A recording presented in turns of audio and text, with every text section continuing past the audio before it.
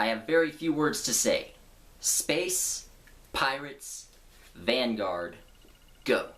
This is the introduction song. It's not very good, but it's not too long. I find it kind of strange that I haven't really reviewed that much military sci-fi on this channel, because I actually really like the genre. And I also find it weird that I don't read that much military sci-fi, really, because it's something that does appeal to me.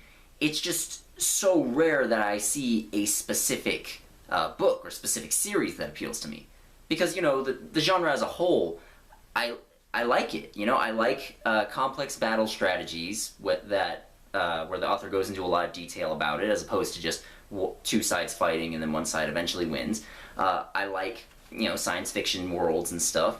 And a lot of times they have plots that are really, really simple and to the point, and just go straight from point A, fight bad guys, point B, as opposed to, like, focusing on romance or other subplots. And not that there's anything wrong with subplots per se, just it's refreshing once in a while to get something really simple and to the point. And so I saw Vanguard, and I thought, you know, that looks interesting. That looks like a nice, simple, short, to the point story with some cool action and all that. And Vanguard had all of that, but it was also missing a couple of other things that are really, really fundamental to making a good book. So Vanguard is about this new space colony that's being founded, like, way at the edges of the universe, like way at the frontiers, far away from Earth and just everywhere else. It's a new colony, a new life for people starting there, and they're way off in the middle of nowhere. They have no protection or military support of any sort. And as they're getting there, another nearby colony sends warships in and tries to extort them for money. Enter the main character of this story, Rob, who used to be a military officer who has now since retired, and he helps them actually come up with a really impressive technical maneuver which allows them to steal the enemy warship, and he just helps to protect themselves from this enemy colony called Scala. And really, that's all you need to know about the story.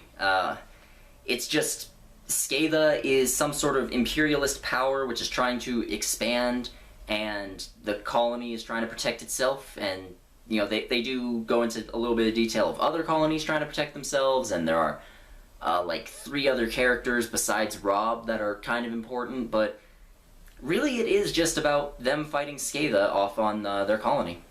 In the interest of fairness, I'm gonna talk real quick about what I did like about this book. I liked the action. You know, there wasn't a whole lot of it, actually. Normally in these types of books it's just constant, but in this, there's like one big set piece at the beginning, and then there's one big set piece at the end, and then there's a couple of smaller ones in the middle, but not really as many as you would think. It was honestly kind of weird. And that wouldn't have bothered me too much. It's just that, like, it felt like it was building up towards something really, really huge and epic and awesome, and at the end it was just kind of standard.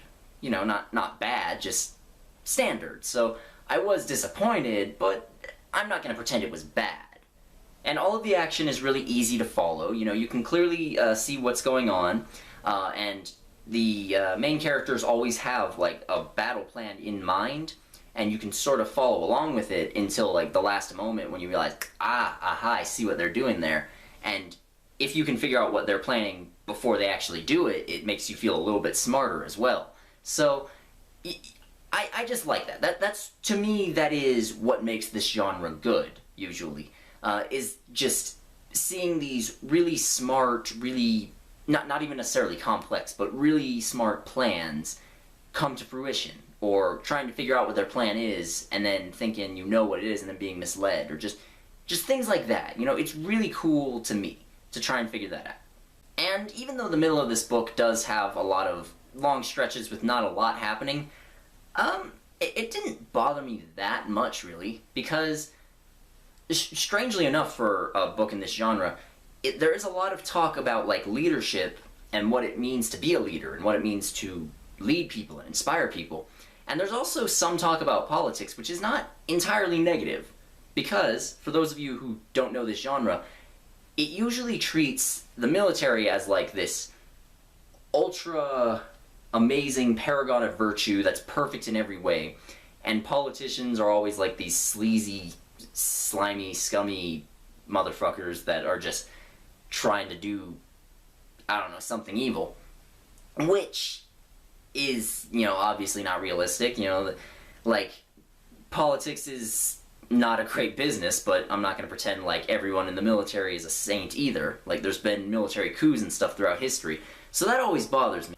But in this, it doesn't treat either force as, like, pure good or pure evil. And, you know, that's just kind of refreshing to see. Beyond that, though, there's really not much to say that's good about this. And the main reason for that is because, like I said, it's pretty simple. But at the same time, I was not able to get into a lot of this just because almost all of the characters are just so dull. I mean, they could be made out of cardboard and they would be more three-dimensional. Like, Rob, the main character, is just a dude. Like, I don't know anything about his backstory. At least I don't remember anything about his backstory. I don't remember one real personality trait he had, other than being smart at strategy. Because, yeah, he does come up with 2 really smart things throughout the book. That's really it. He doesn't have much personality. He doesn't really have any interests. He has a relationship with a woman, but like, she doesn't have much personality either, and they don't spend any time developing it. It's just sort of, at the beginning, they're sleeping together, and then later on, he's like, you know what, I think I love her.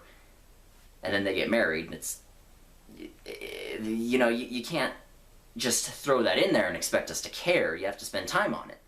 And then there's another character named Darcy, who's a Marine, and she's a little better at first because she's, like, really no-nonsense and always straight to the point with things, and she's kind of a bitch, but as time goes on, she becomes more and more bland and generic. The villains aren't any better either. Like, Scala, the evil colony, I don't think we ever really see their leaders at all. In fact, no. We never really get any chapters from the perspective of their soldiers or their leaders. We don't know why they're fighting, really. We don't know who they are. We don't know anything about them. Like, I mean, I guess maybe the author was trying to go for, like, this generic evil force of nature, almost, but they aren't really powerful or intimidating enough to work in that way either, so they're just as bland as everybody else. The only character in this that I kinda liked was this woman named Carmen Ochoa, or Ochoa, I don't know, I don't know how to pronounce that, but, and she's really only interesting because of the lore that's associated with her. So she's a woman from Mars, right?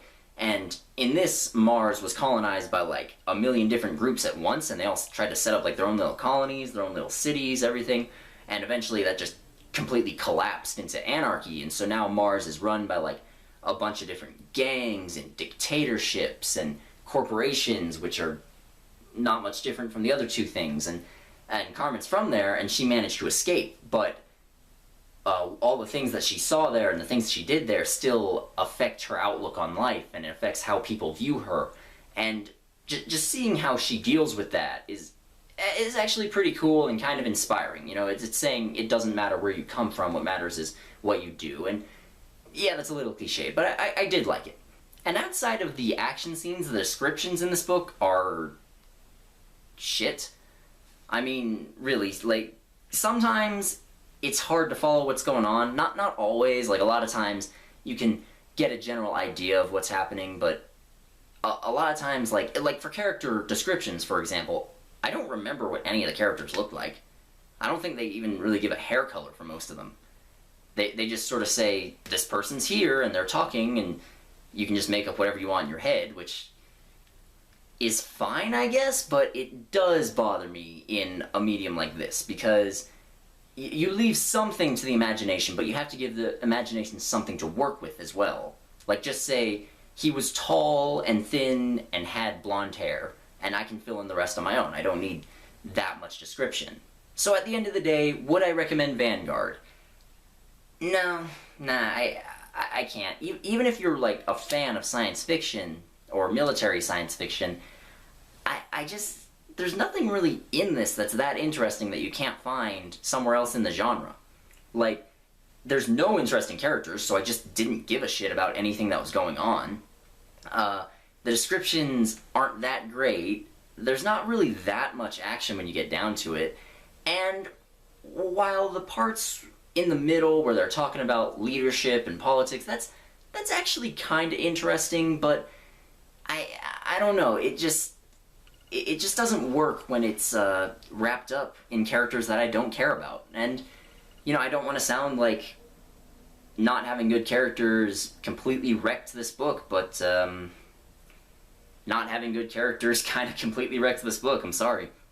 So, while it's not the worst pile of shit ever, there are better things in this genre. Like, try the Starfire series by David Weber if you want to read something like this.